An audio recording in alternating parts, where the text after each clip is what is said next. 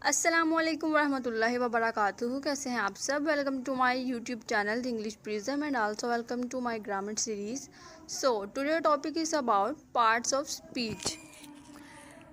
Parts of speech हमारे पास क्या है, इसके नाम से इसको अंडरस्टैंड करने की कोशिश करें। These are the parts of speech.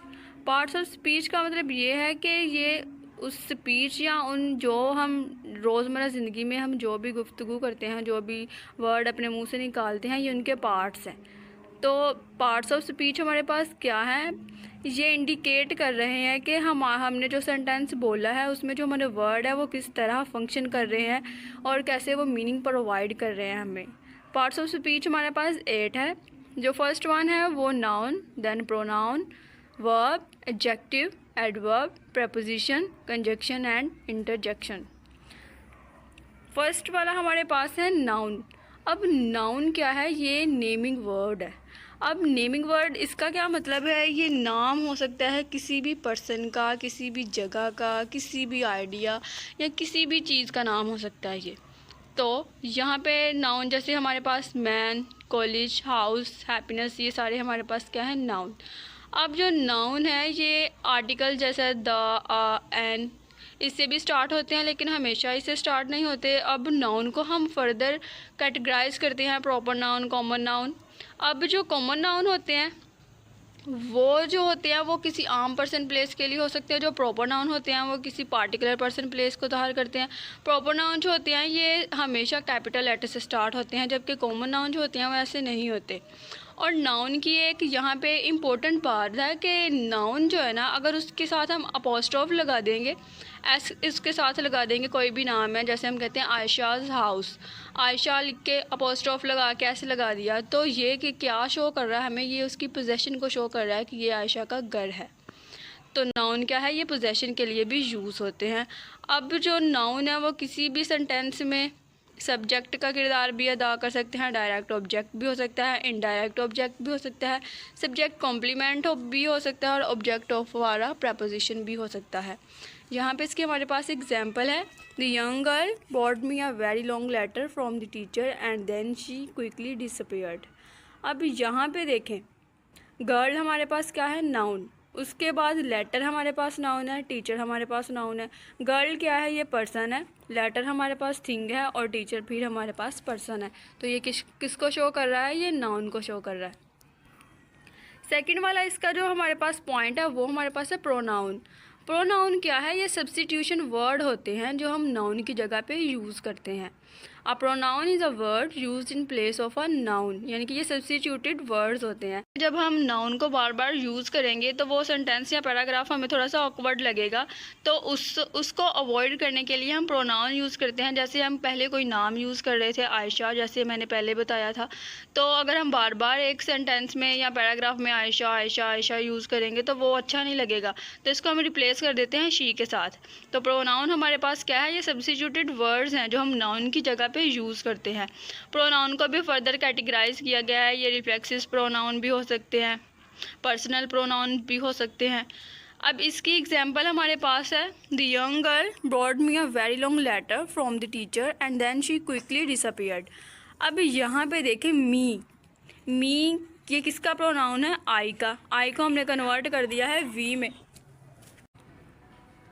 यहाँ पे हमारे पास प्रोनाउन की एग्जांपल है, the young girl brought me a very long letter from the teacher and then she quickly disappeared. अब यहाँ पे देखें, हमने मी यूज़ किया है, मी हमारे पास प्रोनाउन है किसका, आई का। आई को हमने कन्वर्ट कर दिया है मी में, माइन में भी इसको कन्वर्ट कर सकते हैं। अब यहाँ पे शी हमने यूज़ किया है, अब नाम की जगह पे हमने यूज़ कर लिया है शी को। यहाँ पे शी भी हो सकता है, ही भी हो सकता है, कुछ भी हो सकता है। तो वो वर्ड जो हम नाउन की रिप्लेसमेंट के लिए यूज़ करते हैं, नाउन की जगह पे उसको यूज़ करते हैं, वो हमारे पास क्या होता है, प्रोनाउन होता है। थर्ड वाला हमारे पास है वर्ब। वर्ब क्या है, ये कोई भी एक्शन हो सकता है, कोई भी एक्शन किसी भी सेंटेंस में जो होता है वो हमारे पास होता है वर्ब। जैसे यहाँ पे है जंप, राइट, ये हमारे पास क्या है, वर्ब है। अब जो वर्ब है हमारे पास, ये एक सेंटेंस में एक तो हेल्पिंग वर्ब भी होता है और एक मेन वर्ब होता है। अब जैसे हम यहाँ पे सेंटेंस बोलते हैं शी इज़ राइटिंग, अब राइटिंग जो है वो हमारे पास मेन वर्ब है, तो इज़ क्या है हमारे पास, इज़ हमारे पास हेल्पिंग वर्ब है। तो जो मेन वर्ब होता है वो कोई भी प्रॉपर एक्शन होता है जो किसी सेंटेंस में हो रहा होता है और जो उसके साथ हम यूज़ करते हैं वो हमारे पास क्या होता है, हेल्पिंग वर्ब। इसकी एग्जांपल यहाँ पे देखें, the young girl brought me a very long letter from the teacher and then she quickly disappeared. अब यहाँ पे ब्रॉट क्या है, यानी कि वो लेके आई है लेटर, तो ब्रॉट हमारे पास क्या है, ये वर्ब है, ये एक्शन हो रहा है। यहाँ पे डिसअपीयर्ड, फिर वो गायब होगी, तो यहाँ पे भी एक्शन हो रहा है, ये हमारे पास क्या है, वर्ब है। अब जो इसकी फोर्थ वाली कैटेगरी है वो हमारे पास है एडजेक्टिव की। अब एडजेक्टिव क्या हमारे पास है, इट मॉडिफाइज और describe a noun or pronoun. कोई भी नाउन या प्रोनाउन उसको हम मॉडिफाई करके जब बताते हैं, यानी कि उसके बारे में थोड़ा सा एक्सप्लेन करके बताते हैं, तो इसको हम कहते हैं एडजेक्टिव। जैसे यहाँ पे देखें, हमने कहा है यंग गर्ल, अब हम ये भी तो कह सकते हैं the girl brought me a very long letter. अब वो जो गर्ल है वो तो सिर्फ नाउन है, अब गर्ल को हमने मॉडिफाई कर दिया, हमने कह दिया यंग गर्ल।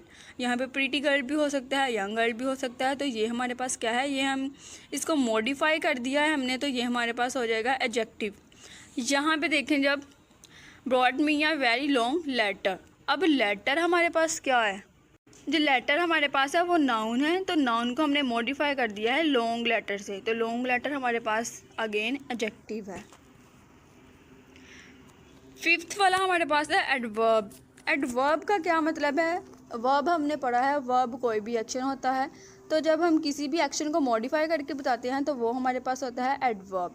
दूसरे वर्ड्स में आप ये भी कह सकते हैं कि वर्ब में जब हम किसी चीज़ को ऐड कर देते हैं तो वो हमारे पास क्या बन जाता है, एडवर्ब। यहाँ पे देखें, यहाँ पे जेंटल से जेंटली कर दिया है, एक्सट्रीम से एक्सट्रीमली, केयर से केयरफुली, तो ये हमारे पास क्या है, एडवर्ब है। वर्ब हमारे पास क्या था, जेंटल, एक्सट्रीम, केयर, तो इसको हमने थोड़ा सा मॉडिफाई कर दिया है, जेंटली, एक्सट्रीमली। जैसे हमारे पास क्विक होता है उसको हम क्विकली कह देते हैं, फास्ट को वेरी फास्ट कह देते हैं, उसको हम वर्ब को मॉडिफाई कर देते हैं, तो यानी कि उसमें कोई वर्ड ऐड कर देते हैं, तो हमारे पास बन जाता है एडवर्ब। यहाँ पे फिर उसी एग्जांपल से हम समझते हैं, the young girl brought me a very long letter. अब यहाँ पे लॉन्ग लेटर हमारे पास था एडजेक्टिव, लेटर हमारे पास था नाउन। अब वेरी लॉन्ग लेटर हमारे पास क्या है, हमने इसमें ऐड किया है वेरी को, तो ये हमारे पास क्या है, एडवर्ब। जैसे क्विक था तो क्विक से हमने बना लिया क्विकली, तो ये हमारे पास फिर क्या है, एडवर्ब है। उसके बाद हमारे पास आता है प्रपोजिशन। प्रपोजिशन हमारे पास क्या है, ये किसी भी चीज़ की पोजीशन को बयान कर रहे होते हैं, पोजीशन को शो कर रहे होते हैं, ये हमारे पास होता है preposition. A preposition is a word placed before a noun or pronoun to form a phrase modifying another word in the sentence.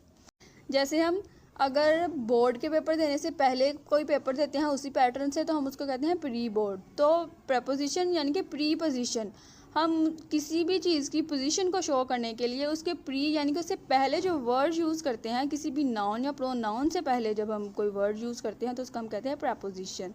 Preposition यहाँ पे हमारे पास क्या है, जैसे यहाँ पे एग्जांपल है, by the tree, with our friends, about the book, until tomorrow.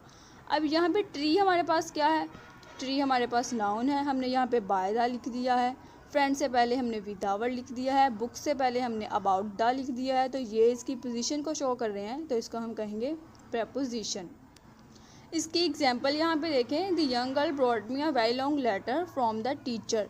अब ये फ्रॉम द क्या है, ये उसकी पोजीशन को शो कर रहा है कि वो कहाँ से लेके आई है लेटर, वो टीचर से लेके आई है, तो फ्रॉम द हमारे पास क्या है, ये प्रपोजिशन को शो कर रहा है।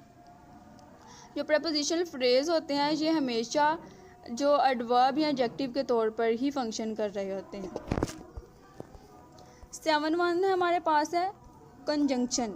अब कंजंक्शन ये वर्ड इसको ज़रा समझें, दो ट्रेन्स आपस में जो वो दो रोड्स होते हैं जहाँ पे आके मिल रहे होते हैं एक स्टेशन पे, तो उसको हम कह देते हैं junction point.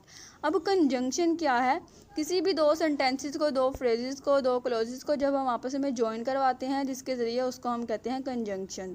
A conjunction joins words, phrases और क्लॉजेस। ये हमारे पास क्या है, एंड, बट, और, वाइल, बिकॉज, ये हमारे पास क्या है, कंजंक्शन। ये फ्रेजेस को, क्लॉजेस को, उनको आपस में ज्वाइन कर देते हैं ताकि इनका रिलेशनशिप जो है वो हमें पता चल सके कि इनमें डिपेंडेंट क्लॉज कौन सी है, इंडिपेंडेंट क्लॉज कौन सी है।